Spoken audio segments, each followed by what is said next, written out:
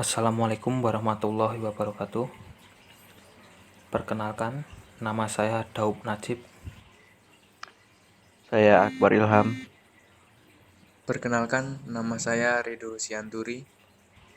Perkenalkan, nama saya Rahmat Padilla. Di sini kami akan menjelaskan tentang sistem produksi pabrik mie instan Indomie. Proses produksi PT Indofood CBP Sukses Makmur Tbk. Proses pembuatan mie instan terdiri dari 8 tahap, yaitu mixing pencampuran, pressing pengepresan, slitting pembentukan untayan, steaming pengukusan, cutting and folder pemotongan dan pencetakan, frying penggorengan, cooling pendinginan, dan packing pengemasan. Proses yang terjadi pada setiap tahap adalah 1. Mixing atau pencampuran. Proses mixing adalah proses pencampuran dan pengadukan material-material yang terdiri dari material tepung dan air alkali, yaitu campuran antara air dan beberapa ingredient yang ditentukan, sehingga diperoleh adonan yang merata atau homogen. Mutu adonan yang baik adalah tidak lembek, tidak perau, atau dengan kata lain memiliki kadar air sebesar 32 sampai dengan 34%. Proses pencampuran ini berlangsung kurang lebih selama 15 menit dengan suhu 35 derajat Celcius. 2. Pressing dan pengepresan. Selain adonan menjadi homogen, campuran tersebut masuk ke dalam mesin pengepres adonan. Di dalam mesin pengepres adonan melalui beberapa roll press. Adonan akan mengalami peregangan pada saat dipres dan terjadi relaksasi pada saat keluar dari roll. Hal ini terjadi beberapa kali pada saat melalui roll press, sehingga terbentuk lembaran yang lembut, homogen, elastis, dan tidak terputus dengan ketebalan tertentu. Tebal lembaran yang dihasilkan bergantung dengan jenis mesin yang digunakan. Rata-rata lembaran yang dihasilkan adalah 1,12 hingga 1,18 mm. 3. Slitting atau pembentukan untayan. Suatu proses pemotongan lembaran adonan menjadi untayan mie dan kemudian siap dibentuk gelombang mie. Selanjutnya, untayan mie tersebut dilewatkan ke dalam suatu laluan berbentuk segi empat yang disebut waving net, sehingga terbentuk gelombang mie yang merata dan terbagi dalam beberapa jalur. 4. Steaming atau pengukusan. Proses selanjutnya adalah proses pengukusan untayan mie yang keluar dari sliter secara kontinu dengan menggunakan steam box atau mesin yang memiliki tekanan uap yang cukup tinggi dengan suhu tertentu. Proses pengukusan akan berlangsung selama 2 menit dengan suhu pemanasan 65 derajat Celcius. Tujuannya adalah memasak mie mentah menjadi mie dengan sifat fisik padat.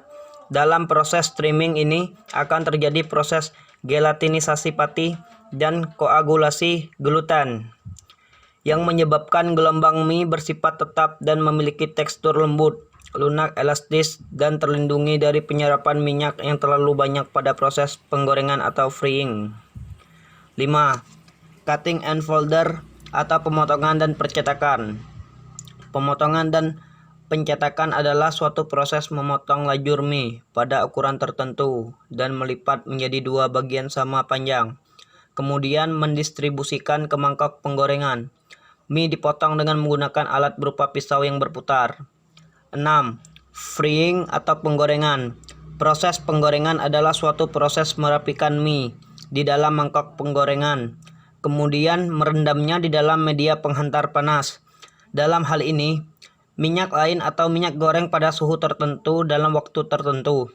Tujuan dari proses penggorengan adalah untuk mengurangi kadar air dalam mie dan pemantapan pati tergelatinisasi kadar air setelah penggorengan adalah 4%, sehingga mie menjadi matang, kaku, dan awet.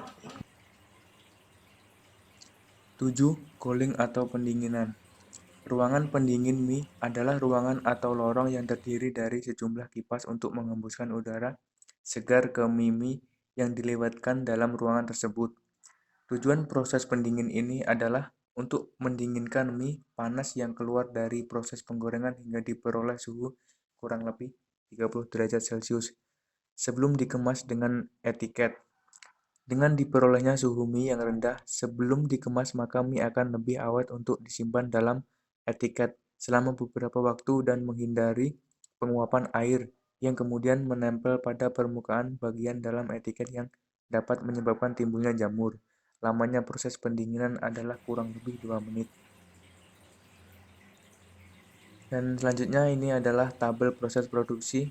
Di sini digambarkan dari bahan baku sampai proses pengemasan atau packing. Supplier di PT Indofood CBP, sukses makmur Tbk. Supply Chain Management atau SCM adalah integrasi beberapa kunci proses bisnis dari end user hingga para pemasok yang menyediakan produk, jasa, dan informasi, yang menjadi nilai tambah untuk para pelanggan dan stakeholder.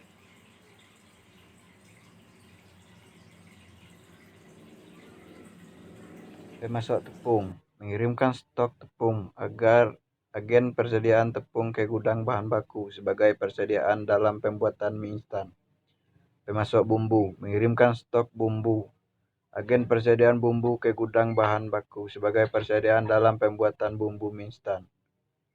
Gudang bahan baku menyimpan semua pasokan tepung dan bumbu yang diterima dari pemasok. Pabrik pembuatan mie instan memproses dan menghasilkan mie instan dengan menggunakan mesin pembuatan mie atau secara manual dengan tenaga manusia. Lab pengujian mie instan melakukan tahap pengujian tahap mie instan yang telah dibuat agar siap untuk dikemas dan dipasarkan. Pengemasan mie instan mengemas mie instan yang telah diproduksi dan lulus uji lab pengujian mie instan. Distributor mie instan mendistribusikan mie yang telah dikirim oleh pihak perusahaan mie kepada penjual atau pedagang pasar, toko, pengencer mie instan. Menerima produk mie yang telah dikirimkan oleh konsumen, membeli produk mie instan, mengkonsumsinya. Berikut gambar rantai pasok SCM. Pemasok tepung, pemasok bumbu, kemudian dimasukkan ke dalam gudang bahan baku, dilanjutkan ke dalam pabrik pembuatan mie instan. Setelah selesai akan diuji di lab. Kemudian pengemasan mie instan. Dilanjut ke distributor mie instan. Kemudian dilanjutkan ke toko pengencer atau mie instan. Selanjutnya ke konsumen. Cara pengelolaan rantai pasok agar lebih efisien dan efektif di PT Indofood CB Sukses Makmur Tbk. Menggunakan sistem ERP yang memiliki fitur otomatis dan fungsional. Supply Chain Manager. Sistem ini bisa diprogram secara otomatis untuk memesan kepada vendor ketika tingkat persediaan menurun atau berada pada tingkat tertentu. Menggunakan standarisasi dari ERP, bias memudahkan pekerjaan karyawan, meningkatkan akurasi, mendorong kinerja tim, menghemat waktu dan biaya serta mengurangi kemungkinan salah komunikasi. Meningkatkan transparansi dalam SCM internasional sangat penting untuk mengurangi inventaris dan kerugian finansial yang tidak dapat dijelaskan. Pengawasan data, informasi yang akurat dan tepat waktu menjadi hal penting dalam pengambilan keputusan untuk strategi rantai pasokan. Apabila menggunakan perangkat lunak ERP, mungkin penggunaan dan manajemen secara cepat mengakses inventaris, pembelian, dan data produksi untuk kepentingan pengambilan keputusan yang penting. Manajemen persediaan real time. Dalam manajemen persediaan inventaris, perangkat Luna ERP menawarkan fitur inventaris yang memberikan fleksibilitas real time yang lebih tepat sesuai dengan tingkat persediaan. Hal ini tentu lebih memudahkan pekerjaan dibanding menggunakan manajemen inventaris tradisional.